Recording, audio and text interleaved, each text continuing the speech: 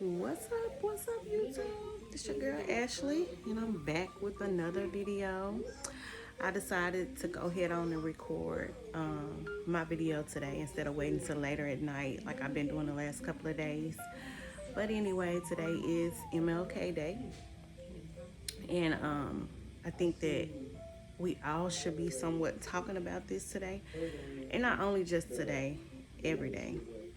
I was watching I don't know, it wasn't the Today Show. It was the show that come on before that, which I usually don't even watch the news or anything like that because I'm usually just watching YouTube or um, watching something on Hulu or Netflix, or I'm scrolling social media. But we've started like cutting on our regular cable and just watching live TV. And so I was watching a segment, and it was this guy on there. Cannot remember his name, never can remember names. But anyway, it was a guy on there. It was him and his daughter. He was a single dad. And he do these little videos on YouTube promoting Black history. But he does it all the time. And what he does is he make it fun for kids to learn Black history. He does it with songs and stuff like that. So I was just watching him and how enthused he was on about talking about the Black history. And I was like, and then he said that one of the reasons he started doing it was because he wished he had been taught these things in school. And I just thought about that, and I sat back and I was like, you know what? We weren't taught a lot of Black history in school. In fact, I don't remember hardly anything. The only thing I remember being taught was things about Dr. Martin Luther King, and I think I remember seeing Sojourner Truth in some books, and I remember learning about Maya Angelou.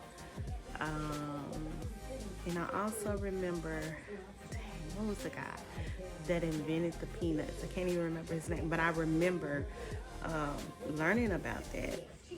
But we learned the same people every February, which was so crazy because I'm sitting here like, we could have, why do we need just a Black History Month? Well, this is what, after thinking about all of that, how we were taught the same, we learned about the same people every year during February. That was it. Barely seen any Black people in the history books. In fact, like I said, the only one I remember seeing is Sojourner Truth and this other guy. We learned about Martin Luther King. I think we learned about Harriet Tubman here and there. But anyway, that led me to think about this. Why do we, this is so crazy. Why do we just need one Black History Month? Why can't we learn Black history every month at school? Like, why is it not what's the word that I'm looking for? Why is it not infused in our history books along with the other people? Because they were a big part of our history, and we were not just slaves. We were a big part of history, and a huge part of history. And I just don't understand why we were not taught these things in school every month. If you think about it, that is so crazy. That shows how they looked at us. Like, we are a part of the United States. We are here. We're in school. We're learning, and we only have 1 month. Like, that just, I don't know. It spoke volumes to me today. I was just thinking about that, like how that is a lot. That's heavy. That's heavy. And I just think that's crazy. And I think we need more than 1 month, especially in the schools. I don't mind having a Black History Month to where we just kind of, enlighten more people about the different people in history. That's fine. But as far as school, no, that should be taught. That should be taught every month. Black history should be a part of history. It shouldn't be this kind of history and that history. It should be just a part of history. And they should acknowledge that and acknowledge how many Black people invented things that are pertinent to today. You know what I'm saying? Like, I felt like that's so crazy. That's so deep. That's very deep. Um, I guess you could put it in the category of systematic racism in a sense, you know. But anyways, that's that's a whole nother topic that I can jump on. But today we're honoring, and specifically, Dr. Martin Luther King. Um, and when I think about Dr. Martin Luther King, I think about how he was so brave to follow his heart and to go about things that was placed in the inside of him. Something that I speak on heavy on this channel. If something is in you and it's a burning desire to do, regardless of whatever the circumstances is, you're supposed to do it. That's your purpose. And I think about how brave he was to follow his purpose. And because I couldn't even imagine how many death threats he had throughout his journey before he even was killed in Memphis. But that man, that took a lot, just imagine. And I was just thinking about like I was listening to a lot of little girls singing on Facebook yesterday. They were doing the Hours and Hours challenge, and some of them they did okay. Some of them, but for the ones who didn't sing, that just didn't have the best singing voice, I felt like if you got on there to do in song and put yourself out there, that takes a lot of bravery to do. Just something that simple. I think being brave and having courage to do anything that's uncomfortable for you it speaks volumes. You can't sit up here and say, "Oh my gosh, she sound horrible," but look, she was brave enough to even put the video on there. So that's just at the bare minimum of things. And I just go back to Dr. Martin Luther King and how brave he was to do what he did. And the fact that we're still talking about him today, that's how heavy it was. And I think that's with any purpose that if we follow our purpose that God put in the inside of us, it'll go on. It won't just stop there. It'll be something that prolongs and go on for years and years. Your name may not be known, but whatever your purpose was, whatever you did, it led to something else and connected. And that thing goes on and on for years. It's nothing that dies. It keeps going.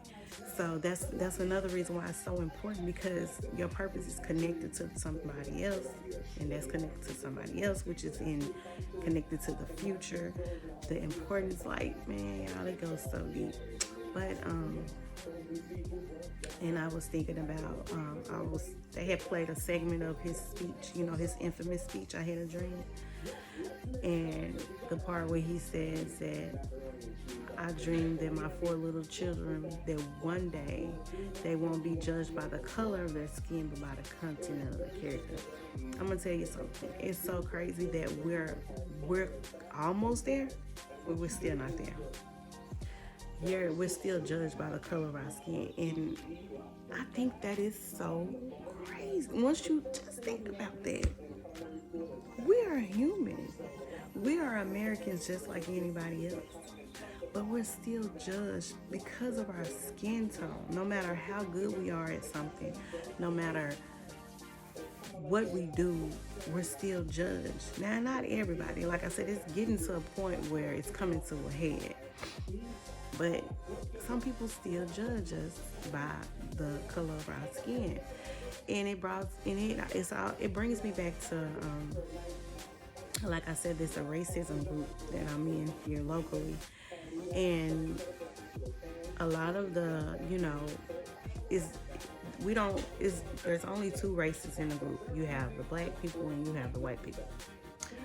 And in the group, the white people we both acknowledge each other's, the stereotypes that we have for each other. It's like it's a judgment-free zone. We don't judge them for having the stereotype towards us, and they don't judge us for having the stereotypes towards them. But something that stuck out to me is they recognize our potential more than we do. they're afraid that we're going to take over. They're afraid that they're going to phase out. But we're still sitting here, a lot of us still sitting here, don't even realize that. On top of them recognizing our potential, why they still judge us though? Because they can. And we sit back and let it happen because we're used to it. Like I said, I don't know. It's just a lot. I know I'm kind of rambling about this subject because I didn't have anything, on the agenda to just talk about specifically, but I just wanted to just throw some things out there and get y'all to thinking about, because it's deep. It's deep. It goes so deep, and it's just so crazy to me that we're still judged that way. We're still fighting for seats at the table. We're still fighting to be recognized as pure human beings and not these whatever they speculate about us. You know what I'm saying? It's crazy that we're still fighting. We're still fighting. 2022. We're still fighting. Man, that's crazy. But I think we'll eventually get to a head, but it'll never be, unseen, or, it'll never come to a point where it's non-existent, because, our evil still exists. That just is what it is. But I think it'll get to a point to where we won't have to be so self-conscious about certain things. I think it'll just come to a point where we'll be a little bit more comfortable with not having to approve ourselves and stuff like that. Now, I do think it'll eventually get to a point like that.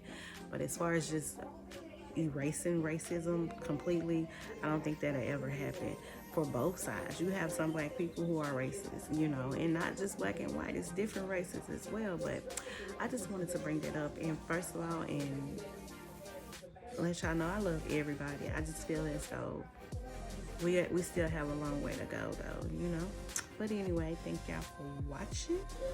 Don't forget to like, comment, and subscribe to my channel. Peace.